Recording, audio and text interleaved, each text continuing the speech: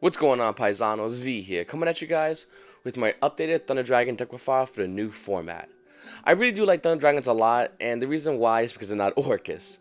Not only not Orcus, but they're a combo deck that still has control aspects of them. And that's something that I just really like, especially coming off a deck like Altergeist. I wanted to come off and go into a deck that still has combos, but allows me to play some control aspects, so I feel a lot more comfortable with it. And the best deck for that, the best deck of the meta, in my opinion, is going to be Thunder Dragons. I know a lot of you players are going to be saying it's going to be Orcus or what have you, but I think this build is perfectly made to beat the Orcus and all those other meta decks in this format we're currently in, which is going to last us about 3 months. So what I'm going to do in this video, I'm going to go over the main deck, the extra deck, and the side deck, and then I'm going to go over my reasons for my choices. So right out the gate for Thunder Dragons, by the way, the main deck already is going to be 40 cards. I was debating on playing Upstart, making it 41, so it makes it easier for siding. I just decided to go with 40 for now, but it's up to you. 3 Thunder Dragon Roar, 3 Dragon Hawk, 3 Dragon Dark, and 3 regular Thunder Dragons. So this is the core of the Thunder Dragon deck. Every build plays 3s of every variant. For other versions, I play 2 Thunder Dragon Duo. Some players are playing 1, some players are playing 3. I do like it at 2, I don't like it at 3. I don't want to open up multiple of my copies in my hand, but I would love to open up at least 1 in my hand. If not, I can search it out with Thunder Dragon Fusion. What I like about Thunder Dragon Duo is mid-game, when you have a bunch of Thunder Dragons in your graveyard, or realistically turn 2, when you have a bunch of Thunder Dragons monsters in your graveyard, Thunder Dragon Duo is a way for you to not only put a body on board that's an immediate threat, especially if it destroys opponents' monsters affected by battle, so I can activate the effect. But besides that point, it's really good at just making your opponent, worry about what's in your graveyard, because those abilities are going to proc as well by bringing out Thunder Dragon Duo. So I really do like that a lot, and I think that what makes this this card very unique in the deck and very good. And once again, it's searchable, so that's why I've decided to put this in here over like BLS, which I like a lot as well. But just, once again, this is searchable. Then we have 2 Thunder Dragon Matrix. Some people are trying to play 3 because what you can do is you can summon one, activate one hand, and that makes a Thunder Dragon. But to be honest with you, that plays really bad.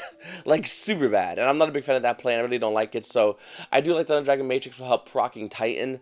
I do like Thunder Dragon Matrix for, sending it to the graveyard, banishing a graveyard to add another one, once again, to help proc Titan as well. I do like that effect a lot. I just don't like that other ability of it. And since I'm not playing the other version, that other kind of game plan, I better cut this card down to 2 and use it for just, once again, proc and Titan. That's all I care about. For other monsters, low 4s, we have 3 Battering Man Solar and 2 Lupine. We always want to have a turn 1 summon, a normal summon, as much as possible. Ideally, I'd rather have Battering Man Solar, and the reason why is because Solar gets you into Appaloosa faster, and if you get to Appaloosa faster, without using much resources, Solar will not only help you get into Appaloosa faster, but be able to put either a Titan or, depending on what you drew, a Colossus on board, which is actually very huge against a lot of matches in this new meta. I think Orcus is still going to be a meta deck, and one of the best cards against Orcus is Appaloosa. Coincidentally, one of the best ways to stop this deck is dropping Nibiru against us. So, if you go into Appaloosa, A, you don't have to worry about Nibiru, B, you don't have to worry about Orcus as much, because you have not only a Colossus to slow him down, or a Titan to put a threat on board, but you also have an Appaloosa to really hurt Orcus players from even starting a combo. This also works really good against Salamandrates, and any kind of deck that needs to start an engine up to get going. That's why I think that Sombar's Solar needs to be at 3 in this meta. We can always negotiate on a Lupine, but Solar, in my opinion, is a must-have for 3. 4 Lupine is still a great card, and once again, you can still use it and still bring out other Thunder Dragons and proc effects, and it's still very good. It's dark, so it's good for lure targets. But to be honest with you, I'm not a big fan of this card. I have 2 in there, and it's decent, but if I had to cut any card in the deck, I would cut a Lupine, even just to play one of. Not that I hate this card, once again, I still think this is a phenomenal card, and in a dragged out game, it's better than Battering Man Solar, because it lets you add more cards from your extra, that's banished from destroy a battle, so it's good for the longer games. It's decent early game, but realistically, Solar is the better version. Now, as far as hand traps, I feel like you could do a lot with hand traps. You could play Infinite Permanence, you could play Ash Blossoms, and these are probably one of the best and known hand traps in the game. But this deck plays it differently, and let me explain. The first hand trap I'm going to show you guys is Fantastical Dragon Phantasma. You play 3 of these. And the reason why is because it's going to help you cycle into your other hand traps, which are very important. Not only very important, I still think Phantasma is a very important card that a lot of players are debating on using or might not be using, but almost every deck in the game of Yu-Gi-Oh! Goes into the extra deck. They go into links, and that's where Phantasma really shines. So I really do like this card a lot, and I'm still going to continue to use it. Once again, if anything, at the very least, use it so it helps me cycle cards from my deck to my hand, and yeah, that's the main reason. I really do think this is a phenomenal card. A lot of Yu-Gi-Oh! Players need to definitely keep an eye on this card if you can get it. Next, remaining 3 Nibiru. I think if your opponent knows you're playing Thunder Dragons, the number one thing they're going to try to do to you is they're going to try to put a board up to stop your board. And Nibiru is phenomenal at stopping that. Now, what I mean by that is if they go, okay, this guy's playing Thunder Dragons, he's going to try to go Colossus, going to try to do all this little silly stuff, they're going to try to, like, maintain their board first, so by the time you can even start doing your combos as a Thunder Dragon player, you're already stunted by whatever board they have. I'll give you a great example, Salamangreats. If they know you're playing Thunder Dragons, they're not just going to, like, set or play a little bit cautiously and pass, they're going to try to go off. They're going to try to go off to maintain the best game state possible, and if you can Nibiru them, especially after they set that trap, one of the traps in the back row, not only are you cleaning off the Salamangreat field, but you're making that trap dead, in which next turn you can actually pop it, which cards like Titan, if you could proc Titan twice, obviously getting rid of the Nibiru token. It's just very good of a card, and I think, once again, it's a card that a lot of Yu-Gi-Oh! Players are going to be watching out for, and Orcus players are definitely going to be overextending to create a decent Orcus board. They're going to hit more than 5 summons. Luminite Orcus is also going to be hitting more than 5 summons, so I really do think Nibiru has to still be in the main. I would love to see this card and put it aside and rather put Ash, but to be honest with you, I still think the meta still calls for Nibiru to be in the main deck. And of course, the best card of our deck is going to be Shifter. This card is good against so many things. Throughout this past weekend at the Columbus Regionals, I decided not to play Shifter and play Diddy Crow. And even though Diddy Crow was very good, Shifter always would have been better in every game I played it.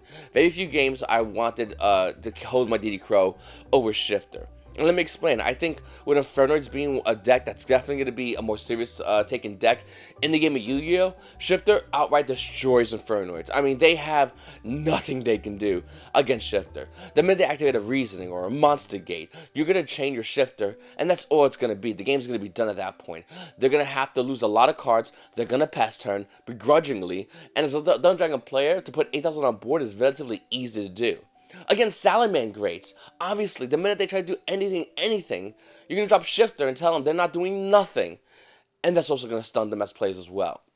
Of course, you're going to have players, maybe even the Orcus players, that I could easily see trying to push past Shifter and still create a board.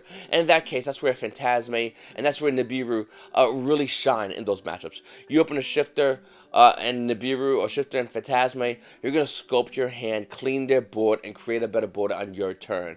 These cards right here is what's going to make this deck different from any other build, especially any other build of Thunder Dragons out there that's once again running Ash Blossoms and Infinite Pyramids, which are still great hand traps, but this deck, all this deck wants to do is stun you, clear your board, and kill you fast. And I think this deck does a phenomenal job at it.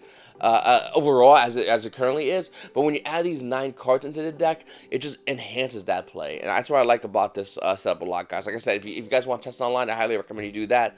This is a very good build, and it's a very evil build, and Shifter is broken for Thunder Dragons. And then we have 3 Allure Darkness.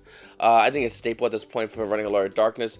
2 Instant Fusions. The reason I'm only running 2 instead of 3, because if you open 2, it's a -1 opening turn. I mean, you can make the same argument against any one of these hand traps. I get that, but the thing is, at least these are react if you are going second. If you're going second, you have 2 Instant Fusions. It's not really doing much for you.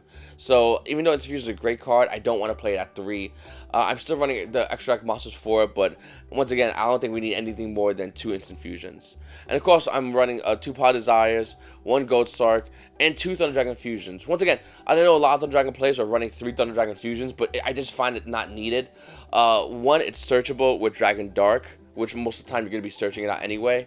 Number 2, if you have a problem getting it, you can always activate Thunder Dragon a Rolls effect, so you can pitch them to add Thunder Dragon Fusion to your hand, because it says one Thunder Dragon card that's banished, so the minute it just gets banished after you search, you can use Dragon Roar to add this card back in your hand and reset your game state. So once again, and I've done that a lot, and I think that's something that's kind of known for Thunder Dragon players, so I don't think that's nothing too crazy. I think that's pretty much basic as far as it.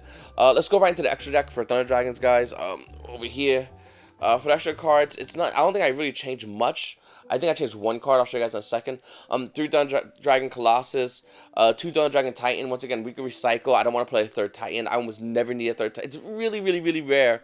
I would even kind of want a third Titan, where Thunder Dragon Fusion helps me recycle that. So, if I was to have a 16 card, I would probably put Thunder Dragon Titan in. But realistically, I just don't need it as much. I don't think many players do as well. Then we have Thousand Restrict and Kaminari attack. Obviously, Kaminari for Thunder, so you can use it as a target to bring into Colossus. And then we have Thousand Restrict, obviously another great card if you're looking to play against the Orcus matchup. It's great for baiting with your instant fusion going to Thousand Restrict. I mean, almost any matchup, Thousand Restrict is just a phenomenal card, and to not only just bait your opponent's cards out, but also to make them look over here as you're gonna kill them over here. So that's what I like about Thousand Restrict. I was playing two summons, some summon and summon, and I really do like this card a lot, but I had to cut it down from one for this other card I'll mention in a second. We also have a Nightmare Phoenix, a Lamba. We're still playing one Link Rebo because it's still very much needed when you want to go into Appaloosa. I'm still running Appaloosa. I think Appaloosa is almost a must-have card for Thunder Dragons. If you're looking to go Appaloosa first, since we have Dragon Duo, we can go into Appaloosa and still be able to put, like I said, a Colossus or a Titan on board, depending on what you drew.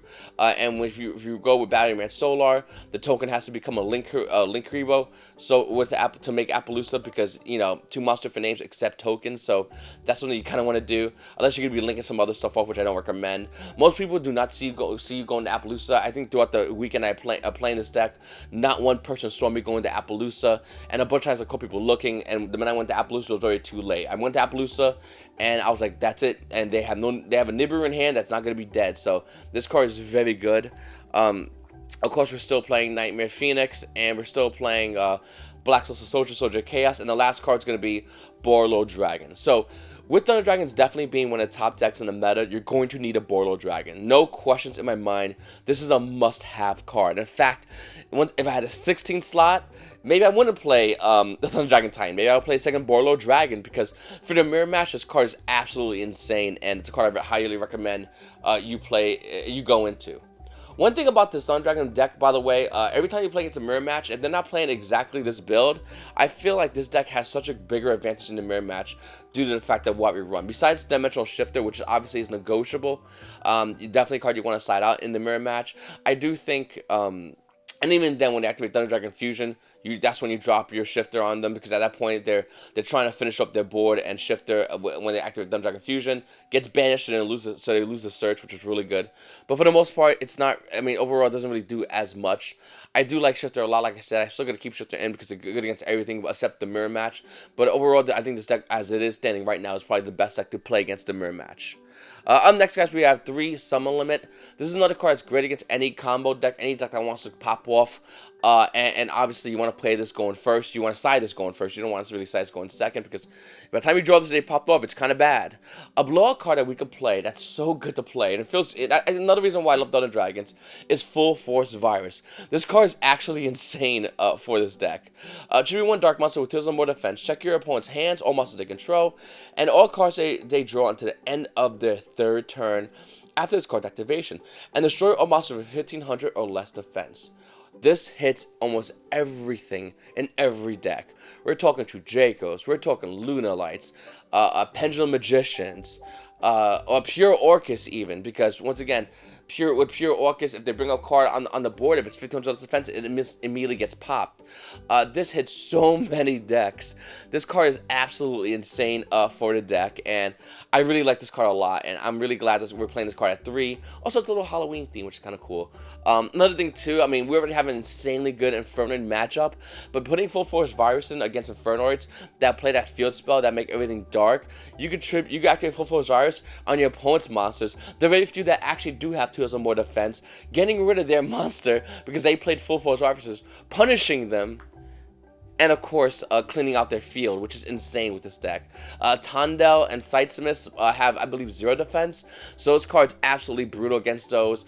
The only Inferno card you would care about is the big body ones, and to be honest with you, if we're playing Thunder Dragons, if you're playing Thunder Dragons, you really don't care about that card as much. We're also playing 3 Cosmic Cyclones. I tested out Twin Twisters and MST, and they're both really good. I like Cyclone a lot more. Cyclone's phenomenal against the Orcus Trap card, specifically. I think it's really good against that Trap card, and I think Orcus players have to activate and negate your Cyclone in order to put that card in the graveyard, because Cyclone definitely is going to banish it if they don't, which is phenomenal. Of course, this card's good against a lot of other decks, good with baiting other cards out. And in general, I think this is overall a better card. So I really am glad to play this card. Like I said, definitely test it out if you want to look to play MST or Twin Twisters. But I think this is the better version of all of them for the new meta. We also have 3 Dark Ruler No More. Being the fact that Pendulum Magicians definitely did not get touched by the ban list whatsoever, this is going to be one of the best cards in the side deck for almost every deck. And they're all going to say the same thing. Well, most likely Thunder Dragons. But realistically, Pendulum Magicians. This card's really good against Pendulum Magicians. You can also put it against Thunder Dragons in a mirror match. But against Pendulum Magicians, the minute you activate this, once again, you're playing Thunder Dragons, you can easily put buys on board and you can clear their field. And that's the main reason why Dark Ruler No More is so good moving forward. And I think it's going to be a card for the next 3 months you're going to see in everyone's side deck. We're also playing 2 Eradicate an Epidemic Virus and 1 Denko Sekka. So I was going to play 3 Denko Sekka, and my mentality and reasoning for playing 1 Denko and 2 Eradicator is not because, if it was only Ultigeist was going to be the deck of the meta, I would play 3 Denkos for Ultigeist as a control deck. But that's not the case. We're playing against Guru Control, which also runs a ton of traps, and which Eradicate Epidemic Virus is really good at stopping.